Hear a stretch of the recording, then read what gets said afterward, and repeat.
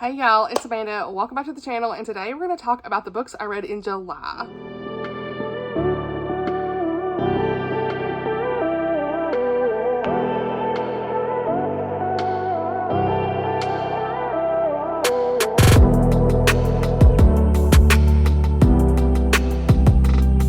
So for logistics, let's talk about some things really quick. First of all, if you saw my community tab, you know that in the month of August, I am taking a little bit of a YouTube break. So only going to have like one video a week. This is the plan anyway for this month. So anything that I film, I will push out to just be once a week. So this is the video for this week, and I really just need to take some time to just rest. You know, I actually contemplated taking the whole month off, but I don't really want to do that because this is something I really enjoy doing.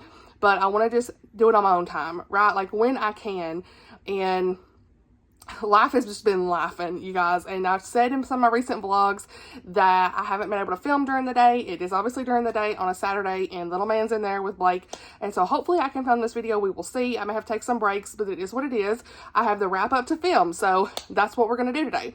Also, if you have noticed, I have taken my Pango Books store pretty much offline. I have removed all of my listings. I want to mention that here just because I had listed it in several descriptions and talked about it before. But unfortunately, I just took all the listings down because this is some kind of internet safety things I just want to mention, because that's something I never really thought about. But if you saw my Instagram, you already know this, but several people were keeping my return address on the label.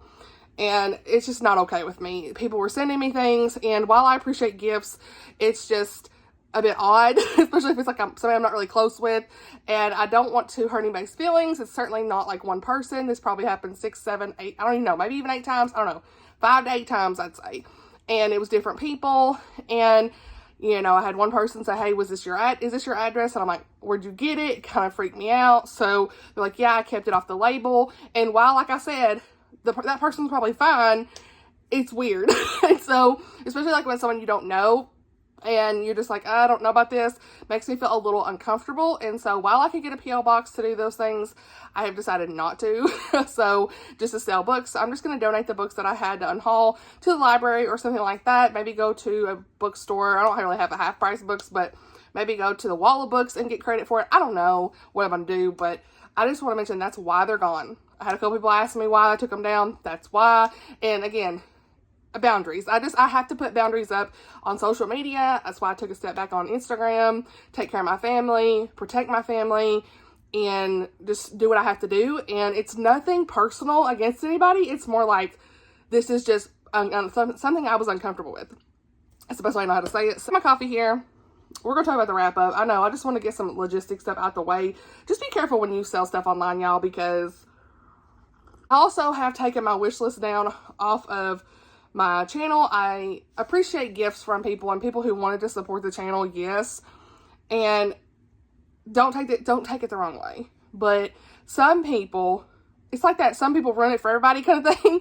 But there are some people that I feel like they felt like they were closer to me than they needed to be. And I felt like them buying me things made them feel that way. So this is not necessarily one person. This is several people. And it would be like strangers sending you something. And then you all of a sudden you feel like they're constantly in your messages or constantly, you know, questioning you about things and not really, I shouldn't say bothering you. I don't know what the word is. I feel like I'm being rude, but I'm not trying to be. I appreciate everybody's support here on the channel. But at the end of the day, this is a hobby. This is something that I love doing, but I need boundaries, right? I don't mind people say, you know, in the comments at all. No, it's not the comments. It's not the comments here on YouTube. It is the Instagram stuff and just some of the things that they've been saying. And it's uncomfortable. That's all I can say, you know? So please take me with a grain of salt. Like, I'm not meaning one person. It's literally just like a mixed bag of things. You know, people always messaging me on Instagram. I had like probably 50 messages in a month from strangers asking for specific recommendations or kind of questioning some of my choices and decisions on things. And it's been overwhelming. And that's another reason I need to just like rest this month in August. I am going to have surgery at the end of the month too. So just trying to like take care of myself and my family. And so please just don't take me wrong when I say these things. I love you guys. I love the support. I love our community. I love the comments. What I love most is like when you comment here, because that doesn't feel in any kind of way overbearing or anything. It doesn't. it's literally personal individual messages sometimes that I get from people I don't know that feel like they're close to me when they're really not, and saying some very inappropriate, uncomfortable things. And the address thing, like, there's so much things, sending things unsolicited. It was a bit much, and it's people I didn't know, and uncomfortable stuff. So that's all I'm going to say here about that. Out the way. I know you're here for the wrap up, but like, this is the only video this week, and I want to address those things here on the channel because like, it was too much. It's too much. I don't know how these big influencers do it. I know they probably got management teams, but your girl was like, okay, I need to take a step back. I'm overwhelmed. I almost had a panic attack one day over it. It was just too much. And it's like, it almost all happened within like 3 months of each other, and it was just too much at once. So just putting up some boundaries there, and letting y'all know that's why the Pango book stuff is gone. That's why notifications is off Instagram. May not respond quickly, may not be as active on there. Definitely been taking a step back there. And that's why the wish list is gone. So if I have close friends and they want to send me something, I can certainly like give that wish list to them. But like, people I don't really know, I don't want people also feeling like they had to buy me stuff. I mean, I'm not saying wish lists are bad. I think it's great for people who want to support your channel. I love sending people gifts. Don't get me wrong with that. But for me, I was noticing some things that's just, it made me feel uncomfortable with some of the people who did send me stuff. So take that for what you will. Be aware of your internet safety as well. That's just a PSA for me to tell you that. And now we're going to get into the actual wrap up, okay? Editing Amanda, I did participate in the book Beaches and Books readathon, and I completely forgot to mention that in this video, hosted by several lovely ladies. I will put their bingo board on the screen here for you to see and link their channels down below. But I did participate in this. I put my bingo board together. I got to post on Instagram. So I will put my bingo board of where everything landed in my community tab at some point. It's just like, I forgot to talk about it in this video, and I don't have the capacity to kind of go back in there because little man is wild today. But I did participate in that. It was a really fun readathon with the graphics and stuff. So yeah, I think I filled everything except for 2 prompts. So yeah. So for the wrap up, I want to first talk about the DNFs I had this month. So first off, we'll talk about, I guess, this book. Take me for a grain of salt, honey, because some of these may be for you, but they ain't for me. Now, The Secret Book and Scone Society by Ellery Adams. Unfortunately, this is marketed as a cozy mystery. It's not necessarily cozy for me. It had some content, and even if it wasn't a cozy mystery, even just general mystery, let's just say that. Regardless of the genre for this book had sexual content that was just a bit much. One of the ladies in the very beginning introduces herself as a very devoted sinner. I was like, no, I'm not really tracking with that. Then she starts talking about her sexual escapades over her life. Then in chapter 6, she's talking, and there's language, by the way, that I didn't really get on with, but she's like talking about all this stuff with her past and her family and abuse and things like that. And then we get into her trying to seduce this man for clues. Girl, what are you doing? She's like middle-aged, I want to say. I don't remember how old she was. I kind of got the impression she was maybe 40s, 50s, 60s. I really don't even know her age. I can't remember, but it was not for me. Like, just the sexual content was a bit much. And yeah, take that for what you will. I don't agree that this is cozy at all. And several people have said that, but like I said, regardless of the genre, the sexual content is too much for me, and the language, it was a pass. So it didn't really work out for me, and I'm going to unhaul that one. And so then I DNF'd Mary Kate Andrews' Summers at the Saint. If you saw my summer reading vlog for this month, you know that I DNF'd this because of the language, but unfortunately, it just wasn't for me. There was too much language in here for me. I think the audiobook really emphasized the language in a bad way for me. Lots of F words, taking the Lord's name in vain, that kind of stuff. So I'm not writing Mary Kate Andrews off completely because I really enjoyed the Santa suit by her, and there really wasn't, if there was language, it wasn't much that I remember. There was like maybe a closed door scene at the very end of the book that was fine. It was four-star book. I really enjoyed it. So I'm definitely going to like really research her books before I pick them up, I think. But I think the audiobook also really just emphasized the cuss words, and it was just way too much for me. So unfortunately, I had to put this one down. The story was good, had lots of family tea and stuff, but like, you know, I was trying to push through, and I was like, I just was feeling really convicted about it, and I had to put it down. So unfortunately, this was just a DNF for me, but it didn't work. And while it didn't work for me, I will definitely try to look into more of her books, maybe some of her backlist, and really just research how much language might be in it, if I can find that out. So before I read it, then I DNF'd this book. Let me just say, this one is a trope DNF. It's not necessarily the writing or anything. It's just this book, Anna Conwell, One More Song. The reason I DNF'd this one is because the second chance romance had a lot of flashbacks, and I just wasn't feeling it. I was probably halfway, and it wasn't really for me, and I thought, you know what, I'm going to put this down. I don't think it's fair for me to rate this, because I've loved Anna Conwell's other books right now. I've read 3 of her books so far, you guys, and one of the other ones we'll talk about in here was like a 4.5, I think, 4 or 5, maybe 4 star, I don't even know. And I loved it. But this One More Song was literally just a trope thing of the why I DNF'd it. So, but I've loved the love on it was 5 stars. I also finished this, spoiler alert, But He's My Grumpy Neighbor by Anna Conwell. I finished this yesterday, so this will be in the August wrap-up, but it's 5 stars. So, so I loved Anna's books, but I didn't feel like it would be fair to her for me to finish this and rate it, because I'm just going to probably rate it like a 3 star, and it wasn't for me. So if you like second chance romance, don't mind the flashbacks, you would probably like this. So take me with a grain of salt on this one. It's not the writing or anything like that. I love the characters. It's a great one for those who love music and stuff, because you were dealing with a bookish girl and a musician guy. I love the cover. I love the book references and stuff in this. So that's kind of what I enjoyed, but I just didn't like the second chance flashbacks. There was too many of them, you know, and that's one reason that there was another one I recently read, I think by Savannah Scott. It had a lot of flashbacks too. It ended up being a 3.5, and I just felt like this, I didn't want to like push through and rate it low, because I wasn't enjoying it for the trope. So that was it, you know. But Anna Conwell's a great author. I love her books so far. This one just wasn't for me for the trope, you know. Second chance can be difficult for me. If there's a lot of flashbacks, I'm not gonna like it. So I think for second chance tropes, I'm just gonna really try to like see first, hey, is this got lots of flashbacks? Research it before I pick it up. So yeah. Then the last DNF of the month was The Hawthorne Legacy by Jennifer Lynn Barnes. I actually was buddy reading this, which I should have said. I'm bad about saying buddy reads. That's something else, y'all. I'm sorry. I thought about, should I even mention buddy reads here on the channel? Some people have kind of been like, oh, I don't really have anybody to buddy read, and I feel bad because I mention it, but it's something that a lot of people do on their channel, so don't take me as like a personal thing of saying buddy read. Buddy read really is just a chill thing of saying, hey, we kind of read this around the same month. It's not that serious, you know what I mean? So, and I feel bad when people tell me like, I don't really have any friends to buddy read with, but I can't be that for everybody either, because I've had several people say, hey, let's buddy read this, but I don't have time 100% all the time, so I don't want people to feel bad if I can't buddy read with them either. So like, that's something that's been hard boundary wise for me. But I want to say when I read a book with a friend, because we had fun reading it, right, and the experience. So I don't want you to take me in a bad way for saying that or don't compare it, because honestly it's not that serious.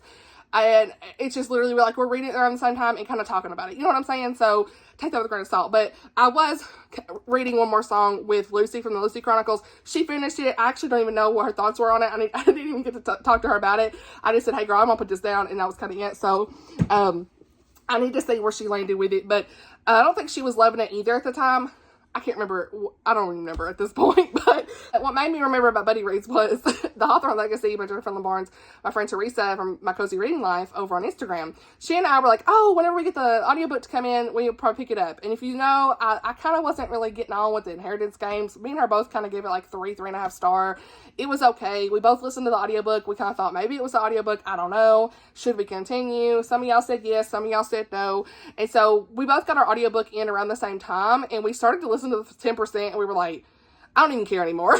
So this is going to be on hold. It's like a young adult, I don't know, mystery type thing. Girl inherits all this money. It's probably entertaining. I just wasn't here for it. And me and Teresa were like, look, if you gonna read it, I'll read it. We both kind of said that, and then we're like, let's just ixnay on it. So we did not finish this, and we just ended up saying this is not gonna be for us and put it down. The time has passed. So those are the DNFs for the month. Now let's get on to the actual books that I read, okay? The first book that I read was No Good Tea Goes Unpunished. Yes, I'm looking at my notes because, girl, it's been a while. But by Bree Baker. This is book 2 in the Seaside Cafe Mystery Series. I really love the Southern charm that this book series has.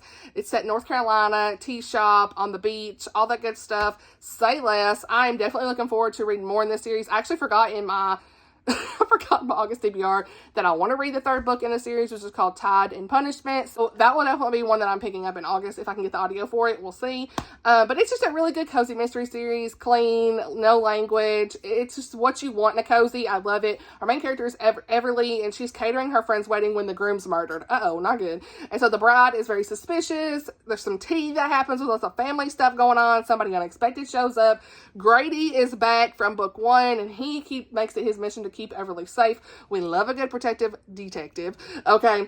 Everly's aunts, they're hilarious. Make me laugh out loud throughout the story. Very entertaining. So yeah, I listen to the audiobook. I highly recommend these on audio. A lot of cozy mysteries, I usually just listen to the audiobook because they are smaller books and I don't really have shelf space for that at this point. I unhauled all of the ones I had, but this series is actually not that small. I think some of them are like a little bit bigger. So, but they're kind of different sizes too in this series. Some of them are bigger and some of them are smaller. So I used to own the first one, but I ended up unhauling it and maybe another one in the series just because shelf space and stuff. But I really like this series on audiobook. To it from the library, and yeah, I think that has a really great narration, makes you want to keep listening and all the good stuff. So really glad that I read this one, and definitely going to be looking forward to more in the series.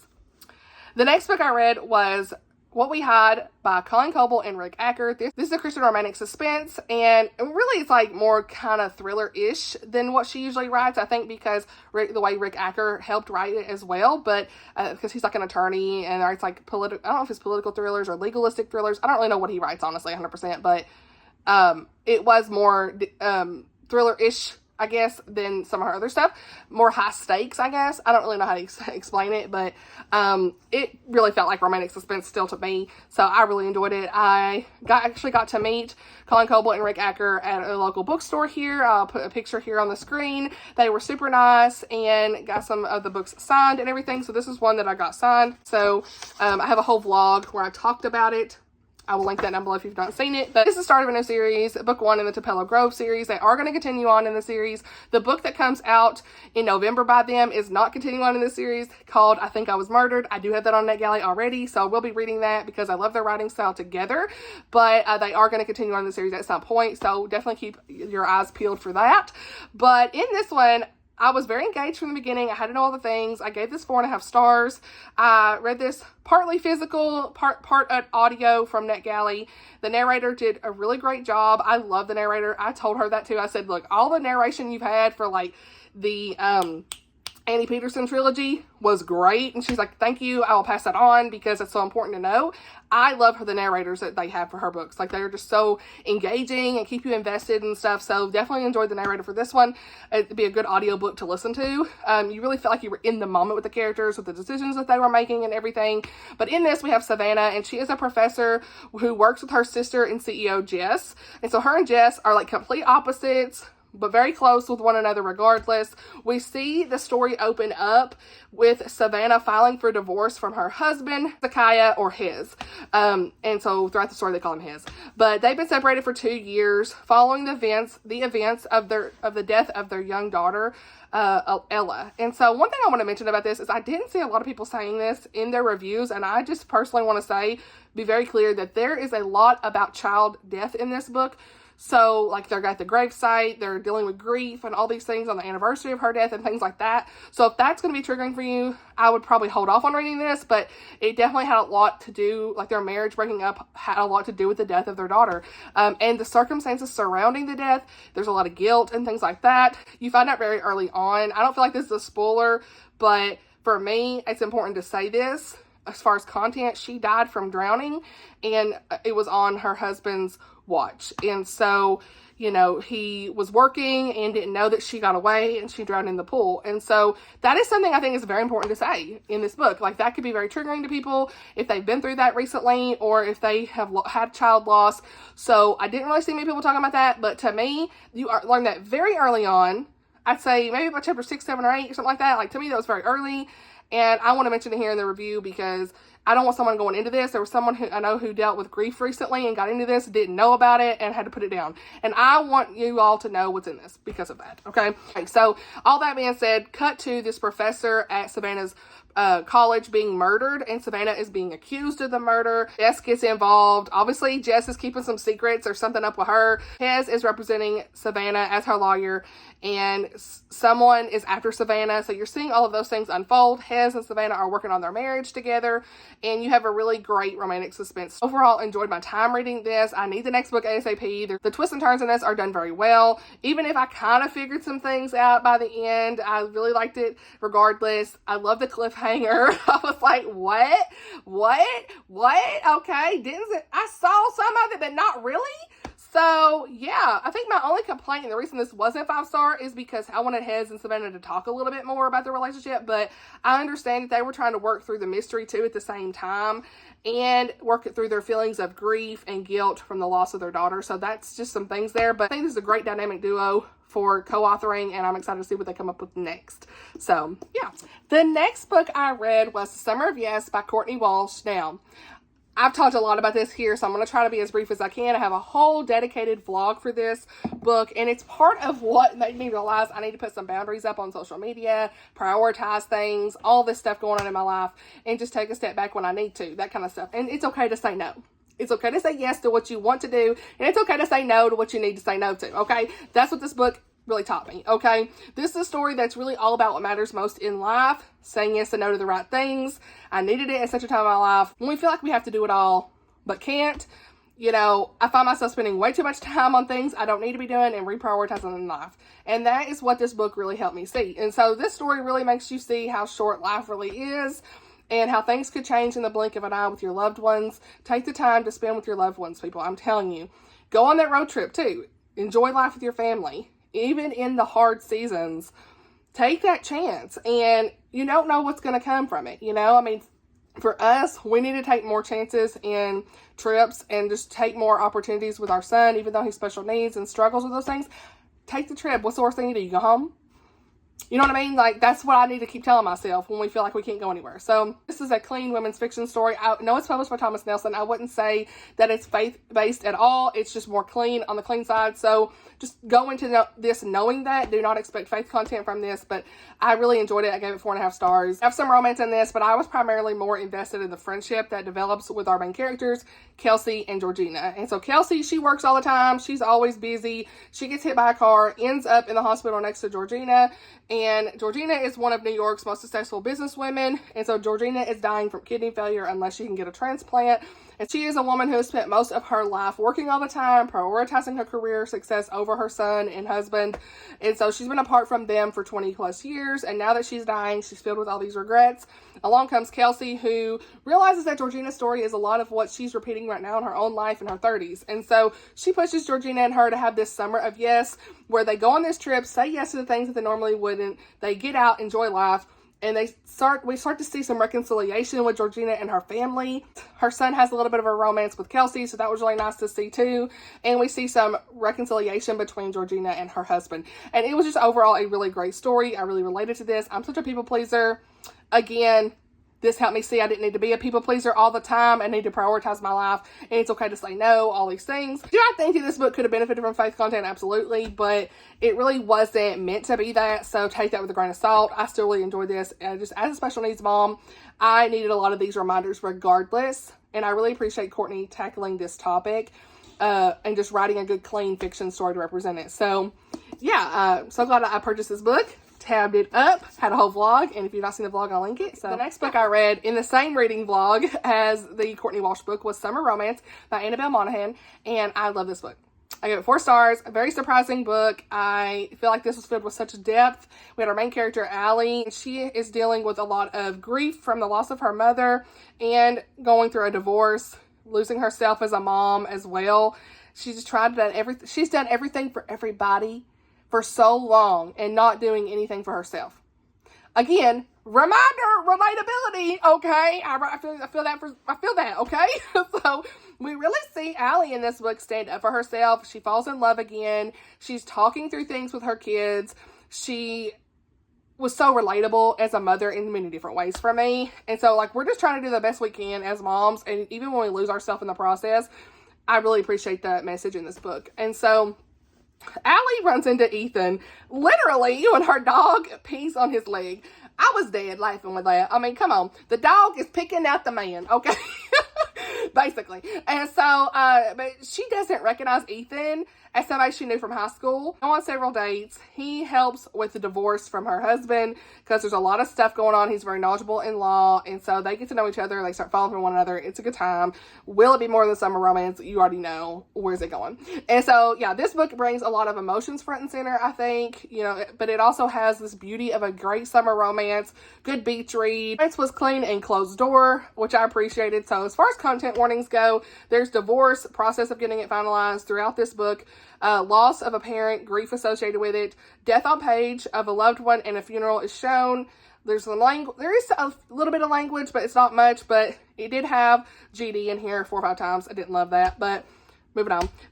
The sexual content is closed door with a fade to black bedroom scene. So, but overall, I really appreciated to read this secular book that at least it was clean, closed door, had a good layer of depth with the characters and what they were going through, and a lot of good relatability for me as a mother. So, yeah, I really enjoyed this. If language is not for you, there, like I said, there's like the S word, I think it's like on the first page, and there's some GD words sprinkled throughout that was not really appropriate, but just letting y'all know for content, you make your own decision, but I still really enjoyed the story for what it was.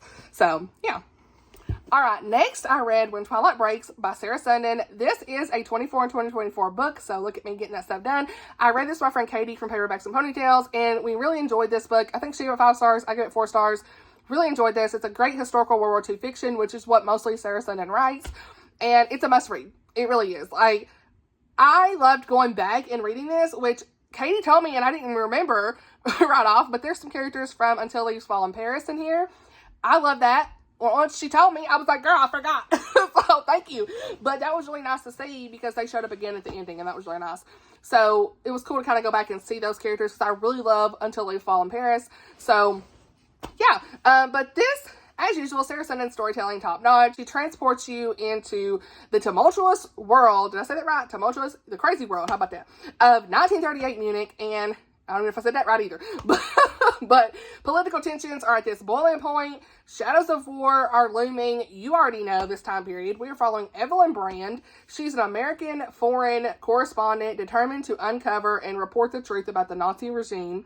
And then we have Peter Lang, and he is a graduate student working on his PhD in German studies. Peter initially kind of has some admiration for Germany and everything that they were doing back then, but then he starts to realize what they were actually doing, and he starts to have this painful awakening about what's going on.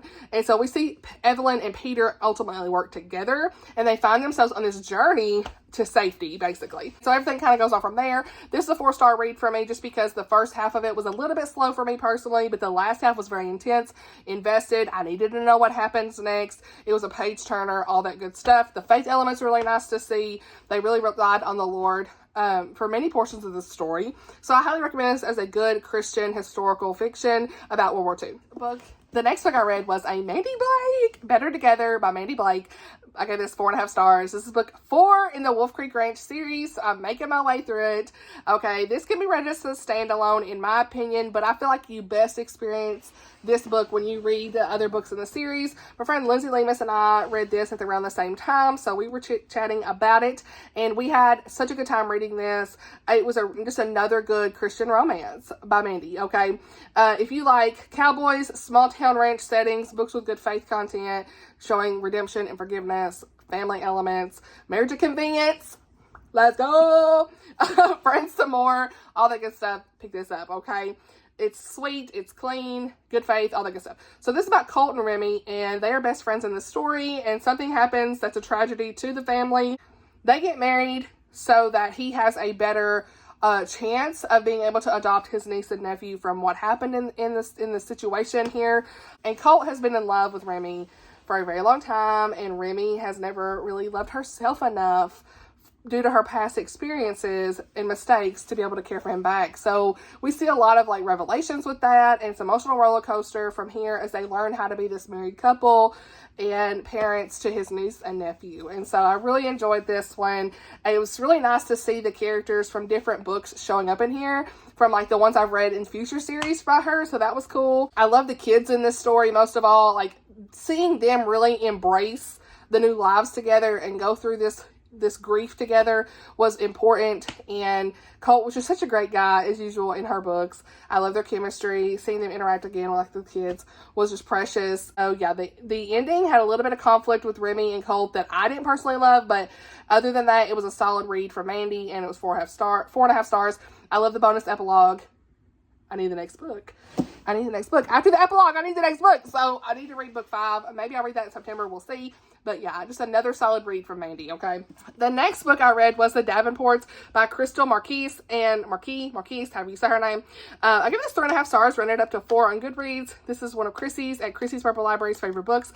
And if you saw my recent vlog that I did, that's my last video I did actually, and that was reading Chrissy's favorite books, and this is one of them. And so this was set in 1910. We have the Davenports, who are one of the few Black families with immense wealth and status in a very crazy changing United States during this time, okay? Their fortune was made through William Davenport's entrepreneurship, and he was a formerly enslaved man who founded the Davenport Carriage Company many years ago. So the Davenports live very rich, lavish lives, and we follow their journey with servants, chandeliers, parties, and finding their way around, finding love, all that stuff. So I really enjoyed this book. I feel like this was filled with a lot of good, crazy tea, family drama. It's young adult, it's clean. No sexual content that was more than kisses. Appreciated that from a YA book. There is another book in the series I'd like to check out at some point. This had a really great atmosphere, a lot of characters, romance, themes of racism during that time that went on through the early 1900s. A very important read for those reasons. And you just have this story that you really are invested in and need to know what's going to happen. And so, yeah, the reason it's 3.5 rated up to 4 is because there was a lot of characters. I struggle with keeping up with characters sometimes, you guys. So that's just my personal enjoyment rating, I guess. But the story itself is great. We have Helen. She's the youngest Davenport sister. She's not interested in love until she meets her sister's suitor. So Olivia, we have got the oldest Davenport sister who is a lot of pressure to marry this man named Jacob Lawrence. You know how this is going to go. She don't want to marry him. She loves somebody else. Then we've got Amy Rose. I really was more connected with her storyline in this. She's a servant to the Davenports, and she's friends with them and stuff. So she wants to open up this black salon, but also she has feelings for John Davenport. How's this going to go? And I say that because Ruby is from the Tremaine family, which is another wealthy Black family, and her father's running for office. Money's tight, but she's supposed to be marrying John Davenport, but she fought for somebody else. So that's the setup. I don't feel like none of that's spoiler. That's kind of like the very introduction of all the characters, because you start off with a chapter from each character's point of view, basically. So that's kind of how it's set up. So there you have it. There's the tea, YA, so much going on in this. Love that it was clean. Definitely want to continue on in this series at some point. We'll see how that goes. I need to know what happens next, because the way it ended, you didn't really like have everything wrapped up 100%. So yeah, overall a good YA book that tackles important topics, has some great characters, lots of good family dynamics and romance. I think a lot of y'all would enjoy this one. So yeah. The next book I read was A Groom of One's Own by Emma St. Clair. This is in the Appies series, and I love this. It's a good hockey, clean rom-com, marriage of convenience, found family, rescue dogs, great dual narrators. Because I listened to an audio arc of this and loved it. Great banter, hilarious, cute romance, all the good stuff. So this audio is already out on Audible, so I'll link it down below if you want to check that out. But our main characters are Bailey and Eli. Well, in this one, we have got Eli, who's about to be deported back to Canada because of his expired visa, unless he can find a way to stay. And that ends up being marrying Bailey, okay? He's had an instant connection with. She works at the animal shelter and dreams of becoming a veterinarian. And Eli, he really needs to stay there with his family. He can't be deported because his mother has got some chronic illness that she deals with, and so they finally found some good treatment where they live, and he needs to stay there. So he needs to find somebody to get married to. And he's like, look, Bailey's somebody I really care for. So that's kind of where he's leaning towards, right? Bailey is a bit shy, and she's been through a lot. Her parents passed away, so she's kind of left to take care of her grandmother who needs more long-term care. The proposal of marriage What? Well, help her financially, of course, because of what she's going through and dealing with. And he's a super cute hockey player, so why not, right? So things go on from there. They get married and everything plays out. I really liked it. I thought it was cute how they got to know each other really well before things started to happen. And the way that Emma wrote it was really great. So Eli is this really great cinnamon roll type guy that you just love. And like, he was going to be there for Bailey. And I really love that. And the banter made me laugh so many times. Great animal references, adopted dogs, great found family with the side characters. The wedding scene with the guys was my favorite. It was my favorite. If you know, you know. It was my favorite. Plus, who could not love Eli's mom and sister? I love them. They were the best. So, yeah, the narrators were great. If you like a good audiobook, this is one I would recommend. They do a really great job of keeping you engaged, all that good stuff. So, yeah, if you like hockey rom-coms, all that good stuff, pick this one up. It's another good one. So, the next book, we got Simba. He's in the frames. Oh my goodness. The next book I read was The Cowboy Who Loved Texas by Liz Isaacson. I really enjoyed this. This is book 3 in her second generation of the Three Rivers. Oh, bless you. Bless you, honey. Second generation of the Three Rivers series. It can be read as a standalone though. And so this has like a wildlife conservation officer, female character. It's a clean Christian romance. It has OCD and anxiety representation for our male main character. It has some great faith content. It was a small town ranch setting. And our female main character is actually divorced. And so she's finding love again in this story. So yeah, we go back to this small town. I've been reading these stories each time that they are releasing for the month. So this one released on August the 6th. This is about Dawson and Caroline. Dawson, he has this need to prove himself with his family and all the things. And he struggles with OCD and anxiety. And Caroline, she is this dedicated wildlife conservation officer, like I said, and she's committed to saving these endangered owls. Endangered owls. I'm talking too fast. That have made the trees on Dawson's family ranch their home. So you see a lot of that stuff. There's a lot of tension between them. I like seeing their relationship grow. Caroline went through a lot of previous mental abuse from her previous marriage and divorce. So just be aware of that content going into it. But she's very hesitant to get married or date again for obvious reasons. And so Dawson, he continues to struggle with his OCD and all that stuff. And you see him kind of grow through that and see what he needs to do to help that. Their relationship was really built on this mutual respect and understanding, all that good stuff. So yeah, it was really nice to see also some characters from previous books in this series. Hey, my cat, I tell you, really like the close-knit community in this series. It's really good. So if you like cute cowboy romances, check out Liz Isaacson. She has a ton, and I mean a ton of books, you know. I don't even know where to start half the time. She just has so many good books, you know. But she has good faith content in her stories, all that good stuff. We have prayers, church going, all that stuff. So yeah, this cat. So yeah, I look forward to the next book. All right, buddy, you done? So, bless you. He's still sneezing, you guys. It's a whole thing. Anyway, I got interrupted, you guys. So, either way, pick up Liz Isaacson's books if you are interested in any cowboy romance, is pretty much what I'm saying. So, yeah, enjoy this one. Good faith redemption, all that good stuff. Very richly described settings and characters, all that good stuff. Really good feel-good stories is what she writes. And so, yeah, highly recommend. And I gave this one 4 out of 5 stars. Next book I read was The Golden Goal by Anna Conwell, and I love this book so much. This is another one that I was going to say, look, I've enjoyed her other books. That one that I DNF'd was just a trope thing, truly. Her writing style is great, and in this one, I listened to the audiobook from NetGalley, so love to see it. It's another great hockey rom-com. A rivals to lovers story, brother's best friend. He falls first. He takes care of her. Let's go. Great dual narrators, Star Wars references. I love this. I give it 4 stars. And the audiobook's already out if you want to check that out, okay? Our main characters are Shaw and Sutton. This is book 1 in her More Than a Game series. She's got a second book out that deals with more of a golf romance, which you don't see a lot, so I really want to try that one out as well. Cute, clean, all that good stuff. Kisses only, love that. So the narration is really good with the dual narrators. Love the way that they sounded. They really sounded like the characters in my mind. So I really liked how he was taking care of her when she was sick, all that good stuff. So yeah, this follows Shaw and Sutton. They're basically enemies to lovers in this book. Is her brother's best friend, and she becomes the physical therapist for his hockey team. So yeah, everything kind of goes from there. There's a lot of tension, banter, laughs. We see a little bit of Sutton holding a grudge for probably longer than I would have personally liked. But overall, I really enjoyed the book in general, either way.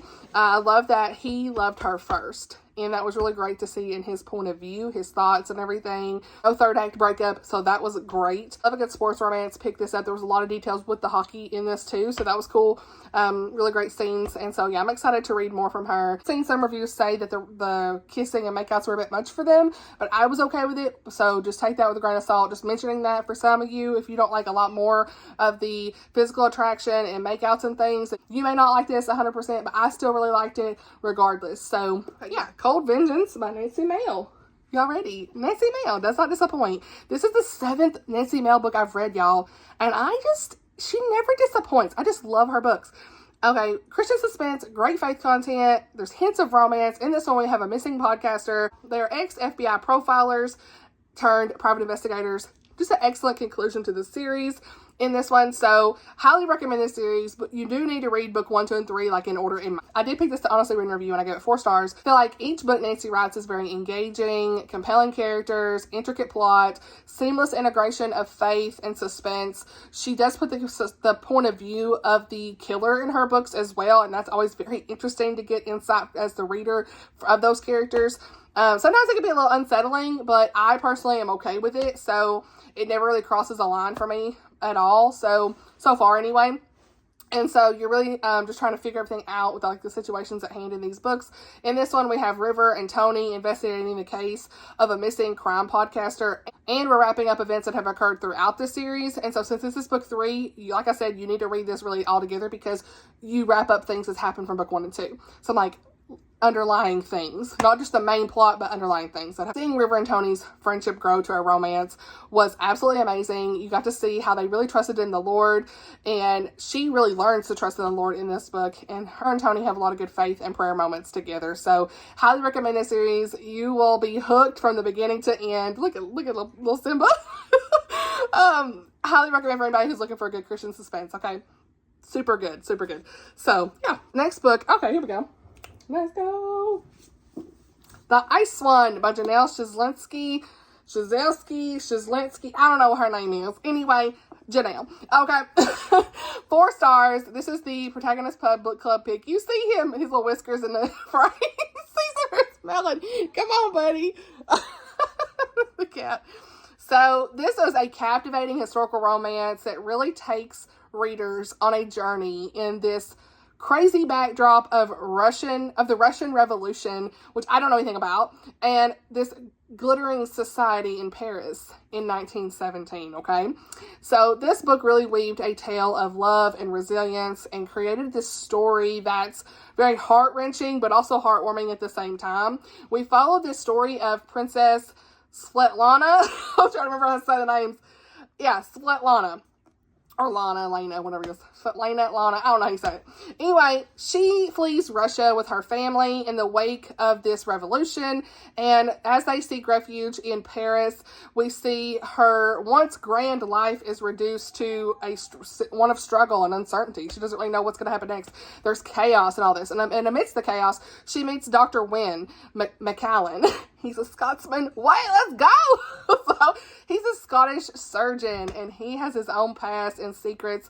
And so, amidst all this, their romance starts to blossom very slow burn, marked with mutual respect of one another, understanding, and a sense of duty that they share. So, yeah, the story really honestly took off for me at chapter 13. I was not as invested so much, but once the romance kicked off, I was here for it. Seeing them make this journey to Scotland in the end was really nice. I love Scotland, so you already know. More invested in the romance, let's be real, than the historical stuff, but it really vividly brought to life what was going on. She did a really great job explaining all the historical aspects. Yeah, the family dynamic in this is good. Lots of interesting contrasts between her mother and his mother, because her mother is like, what? Girl, go on. You got his mother, who is an absolute joy and encouraging. So, yeah. Overall, this had very good developed characters, plot, a romance that's going to keep you engaged. I loved her writing style. I'm going to pick up more by her. If you like stories that have like royalty and romance, history, pick this up. If you like these settings, pick this up. I love this has like a metallic cover too. You don't see that a lot. You can hardly see it, but just really enjoyed this one. Really enjoyed it. So like I said, this was the book club read for Tammy at the Protagonist Pub for this month, and I love chatting with them in the Discord about that as well. So like several of us most of us I think enjoyed this. I think all of us did that read through it and in the comments and stuff. So we really enjoyed this one. Looking forward to reading more by Janelle in the future. So we are here at the end finally of this video. Royal Assassin by Robin Hobb. Y'all, this book, if you want all of my in-depth thoughts, watch the vlog where I read Chrissy's favorite books. It's going to be linked in the card, description, everything, okay? Even if you've not read this series, that video is spoiler free to the best of my ability. I really enjoyed it. I gave this 4 stars, and it's book 2 in the Farseer trilogy, but you can still watch that video even if you haven't read this series, because you can just get to really see all my reactions and me talking about characters and stuff. Even if you don't know who they are, it's a good time to just watch the video.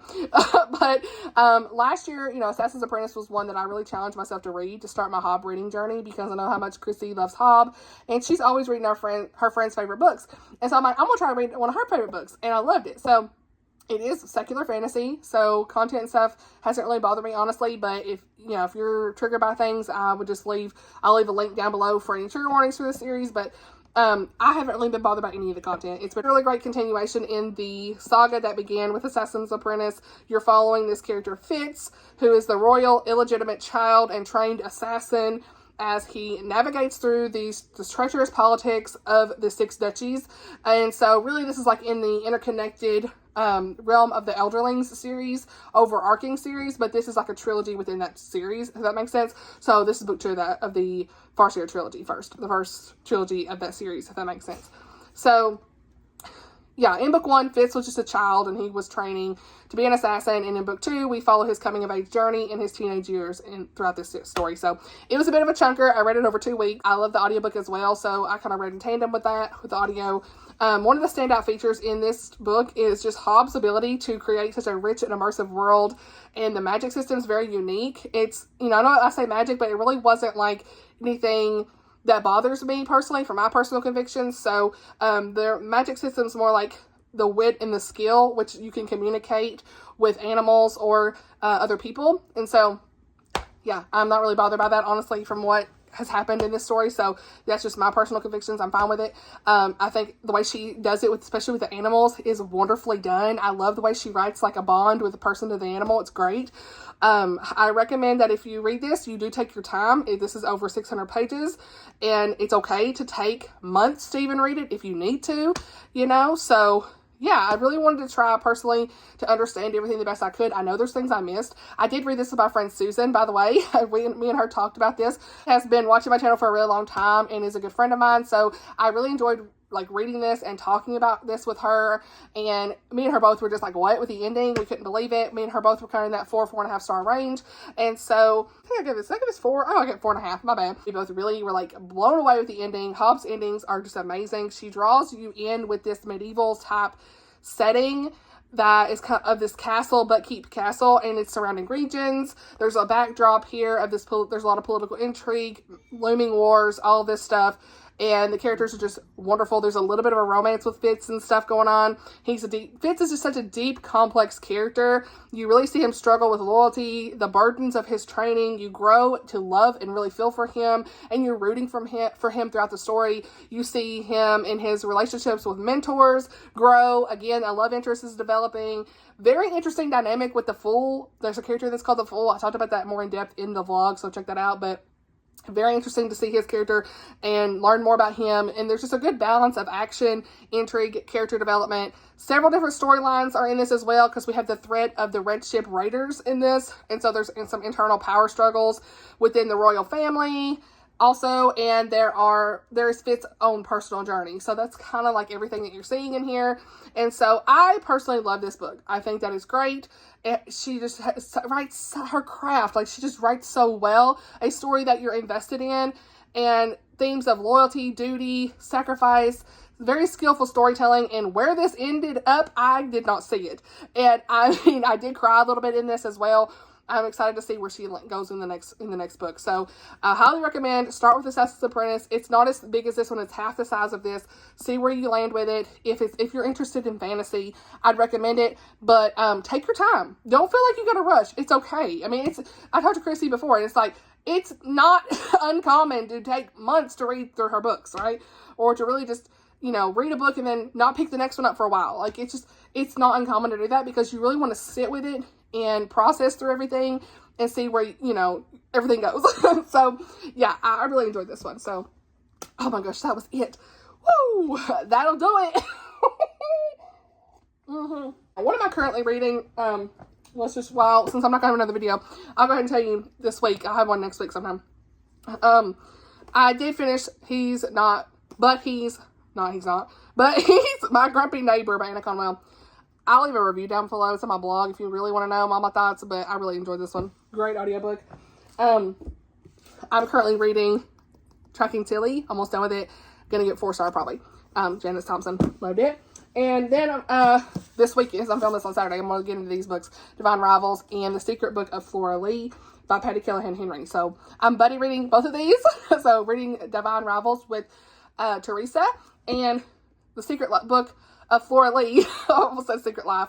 Secret Book of Flora Lee. I'm going to read this with my friend Lauren Teague. So, super excited to read these and get into that. So, I've got the audiobook for both of those. So, that's what I'm going to be reading over the next week. And, I've got my whole, my TBRs right here. Probably, next weekend, I'll probably get into Beyond Ivy Walls. And, let's see. I do have the audiobook for Beneath the Surface. I think I'm going to do a vlog for the suspense readathon separately. So, that'll be coming probably at the end of the month. And then Between the Sound and Sea, I'll probably start that next week too. So, that's kind of where I'm at with stuff and what my next week's going to look like, hopefully. Who knows, the mood could change. But, thank you for being here. Thank you for your patience as I just kind of navigate through all of these things, different things, with, boundaries and just being perfectly open and honest with you guys. Like, if you're a content creator and you are dealing with anything like this, several of you are dealing with some of the same stuff. I encourage you to really take a step back, look at what you're doing online, evaluate priorities, and just be okay with saying no if you need to. And even if you got to block somebody, do it. Because at the end of the day, your peace and your family is the most important thing. I haven't had to block anybody yet, but because I'm saying these things here, I think some people have got the hint, thank God. But it's just one of those things of like, I have to prioritize my family and safety and just do what I got to do. I've been on a rampage, I feel like, lately with DNFing books and taking notifications off social media, not being as active on there. I'm posting still, but I'm not as like scrolling and probably interacting as much as I used to, and not responding to people sometimes. It is what it is, and just trying to navigate through this the best way I can, and, taking the Pango book stuff, like, forget it. I'm not even going to do this. I'm not going to stress about people have my address. I'm not even going to deal with the P.O. box just to sell books. Like, donate them, it's fine. Donate it to my local community. It's totally okay. Taking the wish list down. Like, all that stuff I've done is for a reason, and please do not be offended. Please do not take me the wrong way. I love you all so much. I love my audience, but there's just been a few things that's like, hold up, let's pump the brakes. Let's reevaluate. And if you need to do that, please feel free. Do it. I want to encourage you. Please do it. I don't want to be the get off my lawn lady, but sometimes you just have to be, yeah. So, and I've talked to a lot of my friends about this, and they're like, Amanda, take time for you and your family. Don't worry about this stuff. Like, real life is more important, right? This is a hobby. This is something we love to do, but, I don't want to stop doing this. So that's why I'm doing the other things so that I can still do this. So anyway, again, I'm taking a little bit of a break this month, but there'll be videos once a week for the month of August. I love you guys so much. Thank you so much for being here and supporting me and being patient and your encouragement. I hope y'all have a great week, and I'll see y'all the next one. Bye, y'all.